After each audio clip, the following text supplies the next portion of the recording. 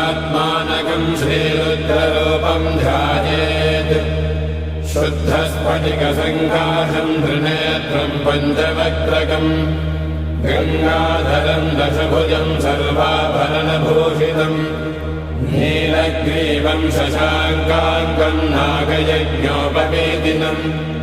व्याघ्रधर्मोत्तरीयम् च वरेण्यमभयप्रदम् कमण्डलवक्षसूत्राणाधारिणम् शूलपाणिनम् ज्वलन्तम् पिङ्गलजटाशिखामद्योतधारिणम् वृषस्कन्धसमारोढम् उमादेहार्थधारिणम् अमृतेनाप्लुतम् शान्तम् दिव्यभोगसमन्वितम् दिग्देवता समायुक्तम् सुरासुरनमस्कृतम् नित्यम् च शाश्वतम् शुद्धम् ध्रुवमक्षरमव्ययम् सर्वव्यापिनमीशानम् रुद्रम् वै विश्वरूपिणम् एवम् ध्यात्वा द्विजः सम्यक् ततो यजनमारभेत् अथातो रुद्रस्नानार्चनाभिषेकविधिम् व्याख्यास्यामः आदितयेव तीर्थे स्नात्वा उदेत्य शुचिः रजतो ब्रह्मचारी शुक्रवासादेवाभिमुखः स्थित्वा आत्मनि देवता स्थापयेत् प्रजनने ब्रह्मा तिष्ठतु पादयोर्विष्णुस्तिष्ठतु हस्तयोर्हरस्तिष्ठतु बाह्वोरिन्द्रस्तिष्ठतु जठरे अग्निस्तिष्ठतु हृदये शिवस्तिष्ठतु कण्ठे वसवस्तिष्ठन्तु वक्त्रे सरस्वती तिष्ठतु नासिकयोर्वायुस्तिष्ठतु नयनयोश्चन्द्रादित्यो तिष्ठेताम् कर्णयोरश्विनौ तिष्ठेताम् ललाटे रुद्रास्तिष्ठन्तु मूर्ध्नादित्यास्तिष्ठन्तु शिरसि महादेवस्तिष्ठतु शिखायाम् वामदेवस्तिष्ठतु पृष्ठे पिनाकी तिष्ठतु पुरतः शूली तिष्ठतु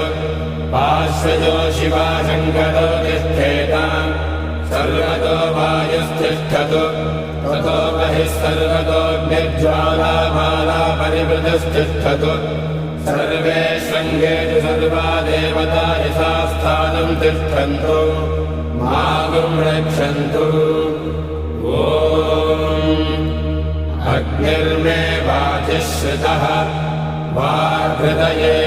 हृदयम् मयि अहममृते अमृतम् ब्रह्मणि वायुर्मे प्राणे श्रितः प्राणो हृदये हृदयम् मयि अहममृते अमृतम् ब्रह्मणि सूर्यो मे चक्षुषि श्रितः चक्षुर्हृदये हृदयम् मयि अहममृते अमृतम् ब्रह्मणि चन्द्रमा मे मनसि श्रितः मनो हृदये हृदयम् मयि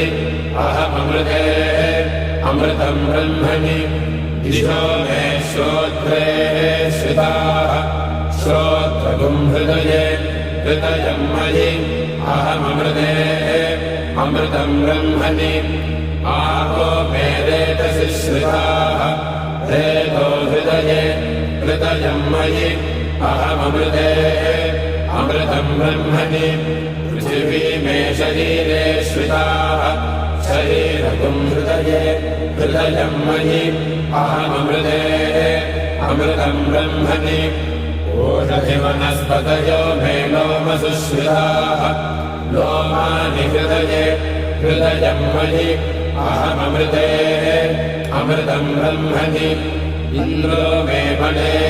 श्रितः बलगुम् हृदये हृदयम् मयि अहममृते अमृतम् ब्रह्मणि पर्जन्यो मे मूर्ध्नि श्रितः मूर्धा हृदये हृदयम् मयि अहममृते अमृतम् ब्रह्मणि ईशानो मे मन्यो श्रितः मन्युर्हृदये हृदयम् मयि अहममृते अमृतम् ब्रह्मणि आत्मानमात्मनि श्रितः आत्मा हृदये हृदयम् मयि अहममृते अमृतम् ब्रह्मणि पुनर्महात्मा पुनरायुरागात् पुनरुत्थानः पुनरागोतमागात् वैश्वानरो रश्मिभिर्वावृधानः अन्तस्तिष्ठत्वमृतस्य गोपाः अस्य श्रीरुद्राध्याय प्रश्नमहामन्त्रस्य अघोरऋषिः अनुष्टुप्छन्दः सङ्कर्षणमूर्तिस्वरूपो योऽसावादित्यः परमपुरुषः स एष रुद्रो देवता नमः शिवायेति बीजम् शिवधरायेति शक्तिः महादेवायेति कीलकम् श्रीसाम्ब सदाशिवप्रसादसिद्ध्यर्थे जपे विनियोगः ॐ अग्निहोत्रात्मने अङ्गुष्ठाभ्याम् नमः ऋषभोर्णमासात्मने तर्जनेभ्याम् नमः चातुर्मास्यात्मने मध्यमाभ्याम् नमः निरोधपशुबन्धात्मने अनामिकाभ्याम् नमः ज्योतिष्ठोमात्मने कनिष्ठिकाभ्याम् नमः सर्वकृत्वात्मने करतलकरपृष्ठाभ्याम् नमः अग्निहोत्रात्मने हृदयाय नमः ऋषभोर्णमासात्मने शिरसे स्वाहा चातुर्मास्यात्मने शिखायै वषट् निरोधपशुबन्धात्मने कवचाय हुम् ज्योतिष्ठोमात्मने नेत्रत्रयाय भूषट् सर्वकृत्वात्मने अस्त्राय फट् भोग्भवस्सुवरोभिषिदिग्बन्धः ध्यानम्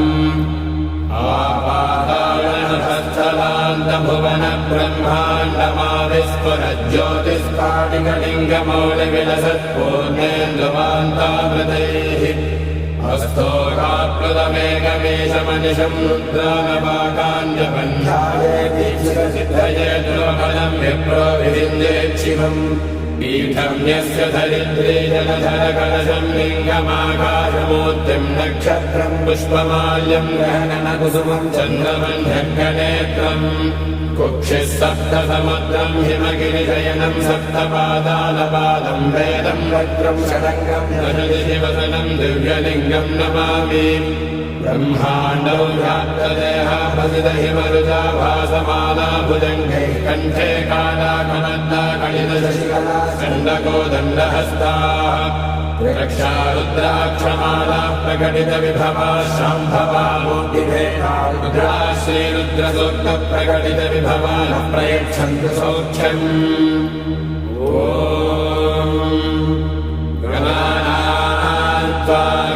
गणपतिगुम्भवामहे कविम् कवीनामुपमश्रवस्तमम् ज्येष्ठराजम् ब्रह्मणाम् ब्रह्मणस्पत आनशृण्वन्नोतिभिः सेदसादनम् ॐ महागणपतये नमः ॐ शंस मे मयश्च मे प्रियञ्च मे न कामश्च मे कामश्च मे सौमनसश्च मे भद्रञ्च मे श्रेयश्च मे वश्यश्च मे यशश्च मे भगश्च मे द्रविणञ्च मे यन्ता च मे धत्ता च मे क्षेमश्च मे धृतिश्च मे विश्वञ्च मे महश्च मे संविच्च मे ज्ञात्रञ्च मे सोश्च मे प्रसोश्च मे शीरञ्च मे वयश्च मरुतञ्च मे मृतञ्च मे यक्ष्मञ्च मे नामयश्च मे जीवातुश्च मे दीर्घायुत्वञ्च मे नमित्रञ्च मे भयञ्च मे सुखञ्च मे शयनञ्च मे सूषा च मे सुदिनञ्च मे ॐ शान्तिः शान्तिः शान्तिः ॐ नमो भगवते रुद्राय ॐ नमस्ते रुद्रमन्यवहुतोऽथयिषवे नमः नमस्ते अस्तु धन्वने बाहुभ्यामुदते नमः यातयिषुः शिवतमा शिवम् बभूवते धनुः शिवाशव्यायातपदया नो रुद्रमृडया याते रुद्रशिवातनोरघोरापापकाशिनी तया नस्तनुवाषण्डमया गिरिषन्दाभिजाकशीः यामिषङ्गिरिषण्डहस्ते बिभर्षस्तवे शिवाङ्गिरिद्रताम् गुरुमायुगम् चेः पुरुषम् जगत् शिवेन वचसा त्वा गिरिशाच्छा वदामसि यथा नः सर्वमिज्जगतयक्ष्मगं सुमहासये अध्यवोददधिवक्ता प्रथमो देवाभिषक् अहेगश्च सर्वान् जम्भयन् सर्वास्त्रयानधान्यः असौ यस्ताम्रो अर्णबुधबभ्रस्वमङ्गलः ये चेमागं रुद्राभितो दिक्षुश्रिता सहस्रशो वै कुम्भेन जीमहे असौ योपसर्पति नीलग्रीवो विलोहितः उग्रैनं गोपादृशन्नदृशन्नदहार्यः उग्रैनं विश्वाभूतानि सदृष्टो मृडयादिनः नमो अस्तु नीलग्रीवाय सहस्राक्षाय मेढुके अथो ये अस्य सत्त्वानो हन्येभ्यो करन्नमः प्रबलमुञ्जधन्वनस्तमुभयोराग्नियोज्याम् याश्च देहस्तैषवः पराधा भगवो वप अवतत्यधनुस्त्वगं सहस्राक्षसदे सुधे विषेद्यशल्यानां शिवो नः सुमना भव विद्यन्धनकपद्मिनो विशल्यो मानवागुम्भुत अनेशन्नस्येषव आभुरस्य निषङ्गतिः या देहे धर्मे धृष्टमहस्ते बभूवते धनुः प्रयास्वान् विश्वतस्त्वमयक्ष्मया परिभुज नमस्ते अस्त्वायुधायानातदाय धृष्णवे उभाभ्यामुदते नमो बाहुभ्यान्तपधन्वने परिते धन्वनो हे जनस्मान् प्रणक्तु विश्वतः अथो यदि श्रुतिस्तवारे अस्मन्निधे हितम् नमस्ते अस्तु भगवन् विश्वेश्वराय महादेवाय त्र्यम्बकाय त्रिपुरान्तकाय त्रिकाग्निकालाय कालाग्निरुद्राय नीलकण्ठाय मृत्युञ्जयाय सर्वेश्वराय सदाशिवाय श्रीमन्महादेवाय नमः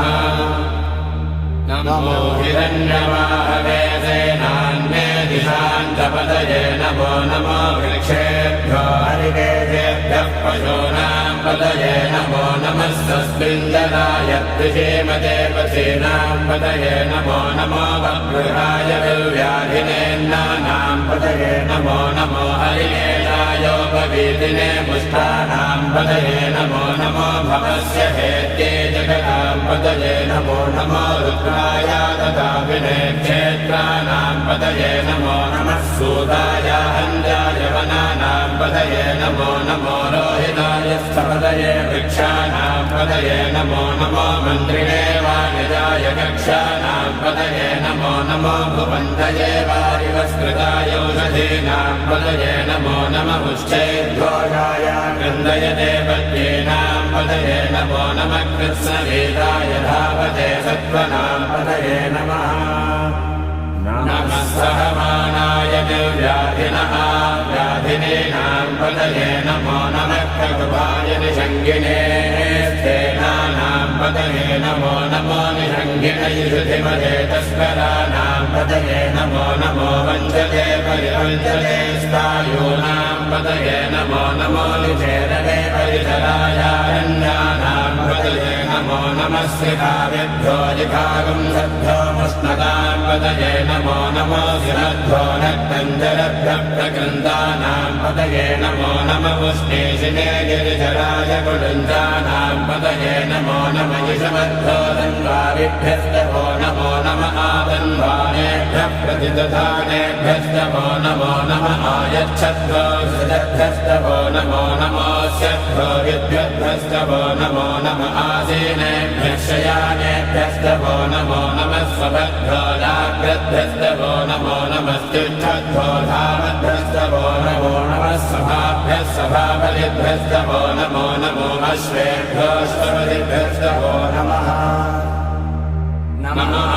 व्याधिनेभ्यो विविध्यन्तेभ्यस्तभो नमो नमः पुटनाभ्यस्तृगम्भलेभ्यस्तभो नमो नमो वृक्षेभ्यो वृक्षपतिभ्यस्तभो नमो नमो भ्रातेभ्यो भ्रातपतिभ्यस्तभो नमो नमो गणेभ्यो गणपतिभ्यस्तभो नमो नमो विरूपेभ्यो विश्वरूपेभ्यस्तभो नमो नमो महद्धाक्षुल्लकेभ्यश्च रथेभ्यश्चवो नमो नमो ऋषिभ्यो रथेभ्यश्चवो नमो नमो रथेभ्यो रथपतिभ्यश्चवो नमो नमः सेनाभ्यः सेनानिभ्यश्चवो नमो नमः क्षत्रुभ्यः सङ्ग्रहेतृभ्यश्चवो नमो नमश्चक्षुभ्यो रथकालेभ्यश्चवो नमो नमः कुणालेभ्यः कर्मालेभ्यश्चवो नमो नमः कुञ्जिष्टेभ्यो निरालेभ्यश्चवो नमो नमः युषकृभ्यो धन्वकृभ्यश्चवो नमो नमो मृगयभ्यश्वनिभ्यश्चवो नमो नमः श्वभ्यश्वनिभ्यश्चवो नमः नमो भवाय च रुद्राय च नमः शर्वाय च पशुपतये च नमो नीलग्रीवाय च शितिकण्ठाय च नमः कपर्दिने च व्यक्तकेशाय च नमः सहस्राक्षाय च शतधन्वने च नमो गिरिशाय च शिबिविष्ठाय च नमो मेघोत्तमाय चेरुमदे च नमो ह्रस्वाय च वामनाय च नमो बृहदे च वर्षीयसे च नमो वृद्धाय च संवृद्धने च नमो अग्र्याय च प्रथमाय च नमः आधवेदाजिराय च नमः शीघ्रियाय च शीघ्राय च नमः ऊर्ध्वाय तावस्वन्याय च नमः स्रोतस्याय च दीप्याय च नमो ज्येष्ठाय च कनिष्ठाय च नमः पूर्वजाय चापरदाय च नमो मध्यमाय चापकल्पाय च नमो जघन्याय च बुद्धियाय च नमः स्वोभ्याय च प्रतिधर्याय च नमो याम्याय च क्षेम्याय च नमः पुर्वर्याय च कल्याय च नमः श्लोक्याय चावसान्याय च नमो वन्याय च कक्ष्याय च नमः श्रवाय च प्रतिश्रवाय च नमः आशुधेनाय चासुरथाय च नमः शूराय तावभिन्दते च नमो वर्मिणे च वरोषिणे च नमो बिल्विने च कवचिने च नमः श्रुताय च श्रुतसेनाय च नमो दुन्दुभ्याय च हनन्याय च नमो धृष्णवे च प्रमृगाय च नमो दूताय च प्रहिताय च नमो निषङ्गिणे च ऋधिमते च नमस्तीक्ष्णे च वेदायुधिने च नमः स्वायुधाय च सुधन्वने च नमः स्वच्छाय च पच्याय च नमः काट्याय च नेत्याय च नमः सूत्याय च सदस्याय च नमो नाट्याय च वैजन्ताय च नमः कोप्याय च वद्याय च नमो वश्याय च वर्ष्याय च नमो मेघ्याय च विद्युद्याय च नमः शीघ्रियाय च तप्याय च नमो वाद्याय च रेश्म्याय च नमो वास्तव्याय च वास्तुपाय च नमः सोमाय च रुद्राय च नमः स्थाम्राय च अरुणाय च नमः शङ्खाय च पशुपतये च नमः उग्राय च भीमाय च नमो अग्रे वधाय च दूरे वधाय च नमो हन्त्रे च हनीयते च नमो वृक्षेभ्यो हरिकेभ्यो नमस्ताराय नमः शम्भवे च मयोभवे च नमः शङ्कराय च मयस्कराय च नमः शिवाय च शिवतराय च नमस्तीर्थ्याय च कौल्याय च नमः पार्याय च पार्याय च नमः प्रतरणाय चोत्तरणाय च नमः आराध्याय च आराध्याय च नमः षष्ट्याय च फेन्याय च नमः सिकत्याय च प्रभात्याय च नमः जरण्याय च प्रपथ्याय च नमः किकुंसिनाय च क्षयनाय च नमः कपर्दिने च पुनस्तये च नमो गोष्ठ्याय च कृष्याय च नमः स्तल्भ्याय च गेह्याय च नमः काट्याय च कक्करेष्ठाय च नमो हृदयाय च निवेष्ट्याय च नमः पादं सौव्याय च रजस्याय च नमः शुष्क्याय च हरिद्याय च नमो लोप्याय च लप्याय च नमः भूर्याय च सोऽन्याय च नमः पर्याय च वर्णशद्याय च नमो बगुरमानाय च भिघ्नते च नमः आक्षिधते च प्रक्षिधते च नमो वक्यधिकेभ्यो देवानागुं हृदयेभ्यो नमो विक्षीणकेभ्यो नमो विचिन्वद्येभ्यो नमः आनिर्हरेभ्यो नमः आमीवद्येभ्यः प्रापेऽन्धसस्वते दरिद्रन्नीललोहिता येषां पुरुषाणामेषां पशूनां मा भेर्मा रोमो येषां किञ्चनाममत् या ते रुद्रशिवा तनो शिवा विश्वाः भेषति शिवा रुद्रस्य भेषति दयानो मृडदेवसे इमागं रुद्राय तपसे कवर्धिने क्षयत्तीराय प्रभरामहे मतिम् यथा नः समसद्विपदे चतुष्पदे विश्वम् पुष्टम् ग्रामे अस्मिन्ननातुरम् वृणानो रुद्रोधनो मयस्कृधिक्षयत्तीराय नमः विधेमते यच्छन्दयो समनुरायजे पिता तदस्यामतवरुद्रप्रणीतौ मानो महान्तमुदमानो अध्वगम् मानवुक्षन्तमुदमानवुक्षितम् मानवधे पितरम् मोदमातरम् प्रियामानस्तनुवो रुद्ररीर्यः मानस्तोकेतनये मान आयुषि मानो गोषु मानो अश्वेजुरीर्यः वीरान्मानो रुद्रभावितो बधेत इष्मन्तो नमसा विधेमते आराध्ये गोर्भमुतपूरुषग्ने क्षयत्तीराय सुम्नमस्मे ते अस्तु रक्षाजनो अधिजदेव प्रोह्यजाजनः शर्म यच्छद्विवर्हाः सुहिश्रुतम् गद्धसदैयमानम् मृगन्न भीममुपहत्नमुग्रम् मृडाजरित्रे रुद्रस्तवानो हन्यन्ते अस्मन्निवमन्तु सेनाः परिणो रुद्रस्य हेतर्वृणक्तपरिद्वेषस्य दुर्मतिरथायोः अवस्थिनामघवद्भस्तनश्रमेभ्यस्तोपायतनयाय मृडय मीहृष्टमशिवतमशिवो नः सुमना भव परमे वृक्षायुधम् निधाय कृत्यम् वधान आचर पिनाकम् विप्रदातिः लीलितविलोहित नमस्ते अस्तु भगवः यास्ते सहस्रकुम्भेदयोन्यमस्मन्निवपन्तु ताः सहस्राणि सहस्रधा बाहुवोस्तवहेतयः तासामीशानो भगवत्पराजीनामुखाकृति सहस्राणि सहस्रशो ये रुद्रादिभूम्याः येषाकम् सहस्रयोजने वधन्वानि तन्मसि अस्मिन्महत्यर्णवेन्तरिक्षे भवाधि नीलग्रीवाशिनिकण्ठाः सर्वादः क्षमाचराः नीलग्रीवाशिनिकण्ठादिवगुम् रुद्रा उपश्रिताः ये वृक्षेषु तस्मिञ्जना नीलग्रीवाविलोहिताः ये भूतानामधिपतयो कृषिकासक्तपद्मिनः ये अन्येषु विविध्यन्ति पात्रेषु पिबतो जनान् ये पथाम्पतिरक्षय ऐलभृथायौयुधः ये तीर्थानि प्रचरन्ति श्रुताबन्धानि शङ्गिनः येताबन्धश्च भूयागुंसस्तदिशो रुद्राविधस्थिरे तेषागुम् सहस्रयोजने वधन्वानि तन्मसि नमो रुद्रेभ्यो ये पृथिव्यायेऽन्तरिक्षे ये दिविजे कामन्नम् पादो वर्षमिषमस्तेभ्यो दश प्राचे दश दक्षिणा दश प्रदीपेतगोदीपेतगोद्वास्तेभ्यो नमस्ते नो मृडयन्तु तेयम् विष्णो यश्च नोत्रेष्टिदम् वोडम्भे ददामि प्रियम्बके यदामहे सुगन्धिम् पुष्टिवर्धनम् उर्वारुकमिव बन्धनाम् मृत्योर्मुक्षीयमावृतात् यो रुद्रो अग्नौ यो अप्सु यवोषधीश यो रुद्रो विश्वाभुवनार्येष तस्मै रुद्राय नमो अस्तु नमोऽस्तु यस्विषस्सु धन्वायो विश्वस्य क्षेति भेषजस्य इक्ष्वामहेतो मनसाय रुद्रम् नमो यद्देवमसुरन्द्रस्य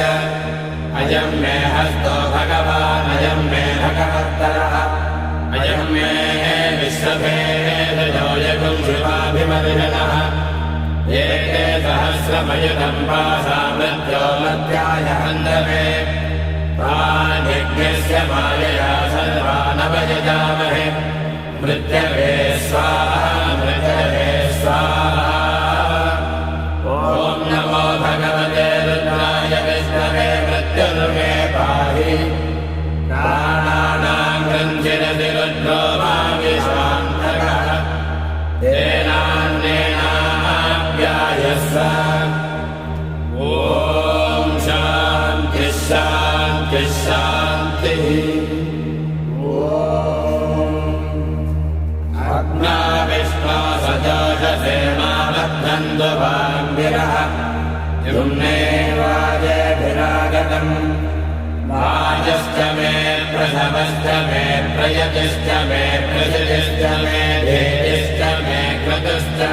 स्वरश्च मे श्लोकश्च मे श्रावश्च मे श्रुतिश्च मे ज्योतिश्च मे सुरश्च मे प्राणश्च मे पानश्च मे ध्यानश्च मे सुश्च मे चित्तं च महाधीनं च मे वाक् च मे मनश्च मे चक्षुश्च मे श्रोत्रं च मे दक्षश्च मे बलं च महोदश्च मे सहस्रम आयुश्च मे जलातम आत्मा च मे तनूश्च मे जन्म च मे वर्म च मे गानि च मे स्थानि च मे परोगंसि च मे शरीराणि च मे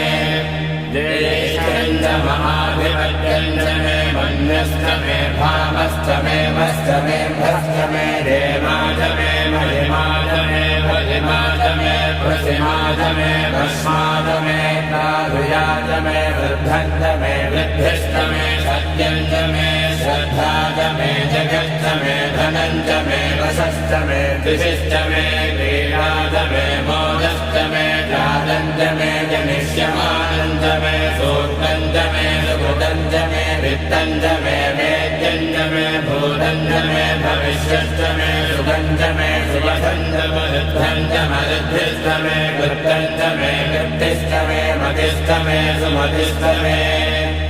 स्वञ्च मे मयश्च मे प्रियं च मे कामश्च मे कामश्च मे सौमनसश्च मे भद्रं च मे श्रेयश्च मे वस्यश्च मे यशश्च मे भगश्च मे प्रवीणं च मे यन्ता च मे भक्ता च मे क्षेमश्च मे धृतिश्च मे विश्वं च मे महश्च मे संविच्च मे ज्ञातं च मे सोश्च मे प्रसोश्च मे क्षीरं च मे लयश्च मरुतं च मे मृतं च मे यक्ष्मं च मे नामयश्च मे जीवातुश्च मे दीर्घायुत्वं च मे नमित्रं च मे भयं च मे सुखं च मे शयनं च मे शोषा च मे सुयनं च मे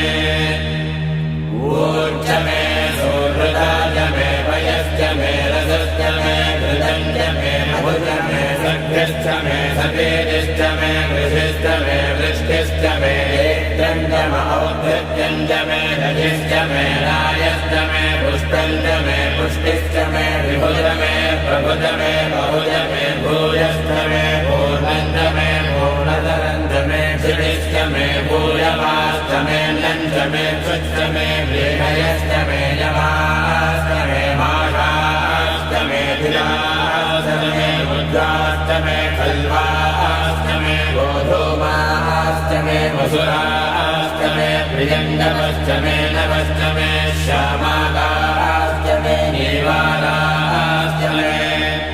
अस्माश्च मे मृत्तिकाश्च मे गिरयश्च मे पर्वताश्च मे सिकताश्च मे वनस्पतयश्च मे हिरण्यं च मे यश्च मे शेषं च मे तपुश्च मे श्यामं च मे लोहं च मे अग्निश्च महापश्च मे वीरुधश्च महोषधयश्च मे कृष्णपक्षं च मे कृष्णपक्षं च मे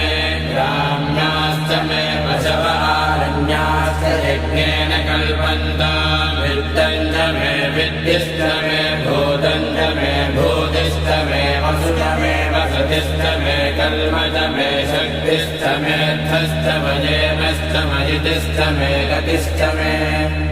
अग्निश्च मयिन्द्रश्च मे सोमश्च मयिन्द्रश्च मे सविता च मयिन्द्रश्च मे सरस्वती च मयिन्द्रश्च मे पूषा च मयिन्द्रश्च मे बृहस्पतिश्च मयिन्द्रश्च मे मित्रश्च मयिन्द्रश्च मे वरुणश्च मयिन्द्रश्च मे त्वष्टा च मयिन्द्रश्च मे धाता च मयिन्द्रश्च मे विष्णुश्च मयिन्द्रश्च मे श्विनो च मयिन्द्रश्च मे मरुदश्च मयिन्द्रश्च मे विश्वे च मे देवा इन्द्रश्च मे पृथिवी च मयिन्द्रश्च मेऽन्तरिक्षं च मयिन्द्रश्च मे द्यौश्च मयिन्द्रश्च मे दिशश्च मयिन्द्रश्च मे मूर्धा च मयिन्द्रश्च मे प्रजापतिश्च मयिन्द्रश्च मे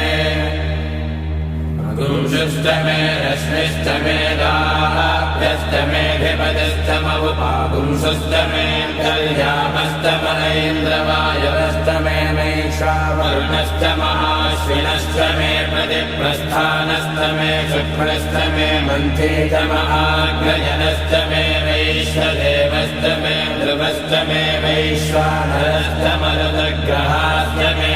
ग्राह्यास्तमहेन्द्राग्नश्च मे वैश्वदेवश्च मे मरुत्वदीयाश्च मे माहेन्द्रश्च महादित्यश्च मे सावित्रश्च मे सारस्वतश्च मे पौष्णश्च मे वाग्देवतश्च मे आयुर्योजनश्च मे विद्मश्च मे बर्हिश्च मे वेदिश्च मे निष्क्रियाश्च मे श्रुतश्च मे तमसाश्च मे क्षामानश्च मे स्वरवश्च बहुपरवाश्च मे ऋषवनेच मे द्रोणकलशश्च मे वायव्यानिच मे भूतभृच्च महाधवनीयश्च महाग्नेन्द्रञ्च मे हविर्धानञ्च मे गृहाश्च मे सदश्च मे पुरोणाशाश्च मे पजताश्च मे बभृतश्च मे स्वराकारश्च मे अग्निश्च मे धर्मश्च मे कश्च मे सूर्यश्च मे प्राणश्च मे श्वमेधश्च मे पृथिवी च मे दितिश्च मे द्यौश्च मे शक्परे अङ्गुलज्योतिषश्च मे यज्ञेन कल्पन्तां रक्ष मे शाम च मे सोमश्च मे यजुश्च मे दीक्षा च मे तपश्च मरुतश्च मे व्रतं च मे होरात्रयो दृष्ट्या बृहद्रतन्तरे च मे यज्ञेन कल्पेता गर्भाश्च मे वत्साश्च मे द्रविश्च मे द्रवी च मे दिव्यवाच्च मे दिव्यौहे च मे पञ्चाविश्च मे पञ्चावी च मे त्रिवत्सश्च मे त्रिवत्सा च मे तुर्यवाच्च मे तुर्यौहे च मे पष्ठवाच्च मे पष्ठौहे च मुक्षा च मे वशा च मरुधवश्च मे वेहश्च मे धन्वाञ्च मे धेनुश्च महायुर्यज्ञेन कल्पताम् प्राणो यज्ञेन कल्पताम् अपानो यज्ञेन कल्पताम् व्यानो यज्ञेन कल्पताम् चक्षुर्यज्ञेन कल्पताम् श्रोत्रैर्यज्ञेन कल्पताम् मनो यज्ञेन कल्पताम् वाग्यज्ञेन कल्पताम् आत्मा यज्ञेन कल्पताम् यज्ञो यज्ञेन कल्पताम् एकाच मे तिस्रश्च मे पञ्च च मे सप्त च मे नव च मयेकादश च मे त्रयोदश च मे पञ्चदश च मे सप्तदश च मे नवदश च मयेकविंशतिश्च मे त्रयोविंशतिश्च मे पञ्चविंशतिश्च मे सप्तविंशतिश्च मे नवविंशतिश्च मयेकत्रिंशच्च मे त्रयस्त्रिंशच्च मे चतस्रश्च मे ष्टौ मे द्वादश च मे षोडश च मे विंशतिश्च मे चतुर्विंशतिश्च मे अष्टाविंशतिश्च मे द्वात्रिंशच्च मे षट्त्रिंशच्च मे चत्वारिंशच्च मे चतुश्चत्वारिंशच्च मे अष्टाचत्वारिंशच्च मे वाजश्च प्रसवश्चाभिरश्च क्रतुश्च सुभश्च मोक्षानव्यज्ञेयश्चान्ध्यायनश्चान्त्यश्च भुवनश्च भुवनश्चाधिपतिश्च इदादेवहोर्मनुर्यज्ञये बृहस्पतिरुद्धामदानि सगुंसितद्विश्वे देवासोक्तवाचः पृथिविमातर्मामाहिगुंसेर्मधुमनिष्ये मधुजनिष्ये मधुवक्ष्यामि मधुवदिष्यामि मधुमदेन् देवेभ्यो वाचमध्यासकं शुश्रूषेण्यां मनुष्येभ्यस्तन्म देवा अवन्तु शोभानि